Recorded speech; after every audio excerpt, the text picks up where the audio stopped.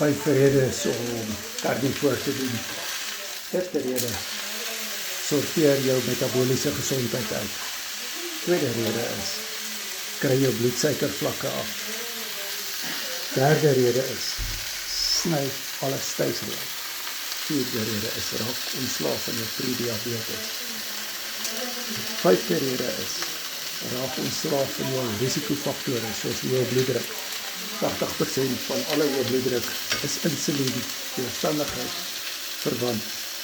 En daardie insulien weerstandigheid by kroniese hoë insulineming opreguleer jou suikerretensie. En dan het jy jou bloeddruk. So urinesuur wat opgaan, gee ook are wat hardloop. So daarom is dit belangrik om die regte vetpersentasies te hê, die regte speserye te gebruik en om carnivore reg te doen. Jy moet ook jou mealprep werk reg doen. Ek is besig om te mealprep en daarmee kan ek jou help. Daar's verskillende maniere en planne om carnivore te doen. Ek sê ek het 'n beter metode nie.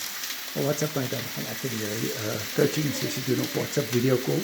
Ek kry 200 plus resepte en jy kan my as 'n accountability partner hê. Ek is vandag 7 jaar en 33 dae op die carnivore dieet en ek het my nie alkoholiese vettere gelewer in die carnivore dieet omgekeer, hoë bloeddruk omgekeer en ook 'n vetterige milk omgekeer.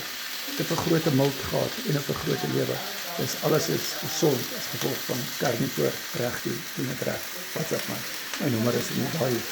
Ons doen môre die alcohol weekend en jy wil dit nie misloop nie. Ons doen die cortisol weekend net daarna, die volgende naweek. WhatsApp my. Dis op Google Meet en die mindset weekend is ook op Google Meet. Maar die coaching wat ek en jy gaan doen, gaan wees op WhatsApp video call. Vat beheer van waar jy is.